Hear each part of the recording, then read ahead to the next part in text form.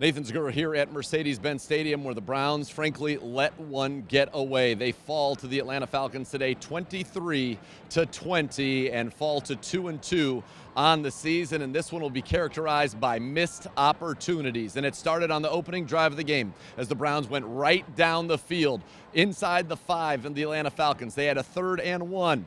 Nick Chubb was hit for a 2-yard loss. So 4th and 3 inside the 5. You could go for it or you could kick the field goal. The Browns elected to go for it. Incomplete pass, they would get no points. The Falcons would go the length of the field. They'd get a field goal and then a Cordarrelle Patterson touchdown, and it would be 10-0.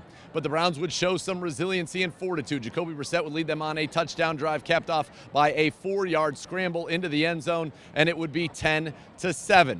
And now here comes another missed opportunity. Late in the first half, the Browns were driving. They had 2nd and goal at the 1-yard line of the Atlanta Falcons. They had run it right down the field. They just needed to punch it in. They called a pass play on 2nd and 1 after a holding penalty. Now they were back to the 11. They would settle for a field goal, so it would be 10-10 at the half. And now the Browns defense did a very good job against Marcus Mariota. He completed just 7 of his 19 passes and thrown an interception, 1 to Denzel Ward. And there was a period where the Browns had 4 straight 3-and-outs and an interception on defense. And yet the offense could not capitalize. They could not take advantage. The Falcons, though, they turned to their ground game, and they really got it going. After the Browns had taken the lead, they went on a 10-play, 75-yard drive that was nothing but runs. Remember, no Myles Garrett, no Jadeveon Clowney, no Taven Bryan, and the Browns' defensive line did get pushed around at times in this game as the Falcons became a run-heavy team, even without their star, Patterson. So they were able to go ahead and get a touchdown to 17. They'd get a field goal to get to 20, and then another field goal, 23-20. They would have the lead.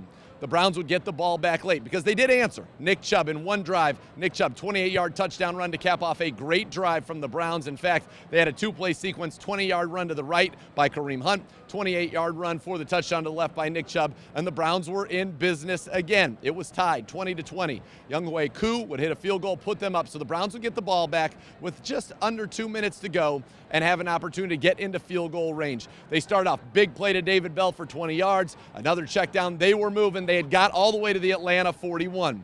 Now, one thing that did not work today for the Browns was the screen game. It's something that's been very effective for this team through the first 3 weeks. Not today. The Atlanta Falcons, they sniffed it out time and time again.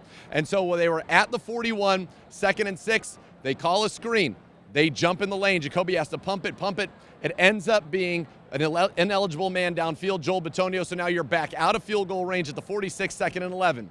On that 2nd down play, the Falcons would only rush 3, and Grady Jarrett, their team leader in sacks, the 2-time Pro Bowler, would get home, sack Brissett. Now it was 3rd and a mile, had to throw it into coverage. It would be picked off, and the Falcons would win, as I said, 23-20. This is one that the Browns are going to be very upset with when they go back and they watch it. At times, the defense was excellent. At other times, they were gashed in the ground game, as the Falcons literally 10-play drive without throwing a single pass to win 75 yards for a score. Offensively, though, it is the missed opportunities. An opportunity to score on the opening drive. They go for it on 4th. The aggressiveness in this case did not pay off.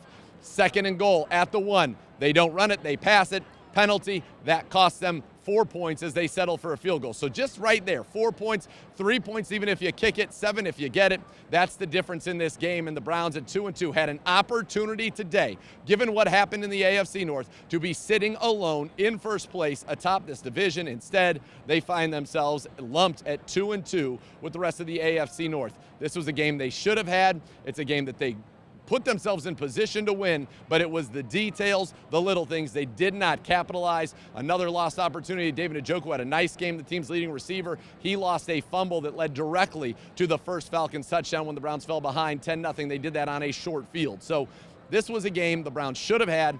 They failed to convert. They failed to figure out how to win. And again, they'll be looking back at missed opportunities, not just in this game, but in the first quarter of the season. They had the Jets game. They should have had this one. They should be better than they are, but their record is 2-2, and they'll have to get back to work and turn it around with the LA Chargers coming to First Energy Stadium next Sunday.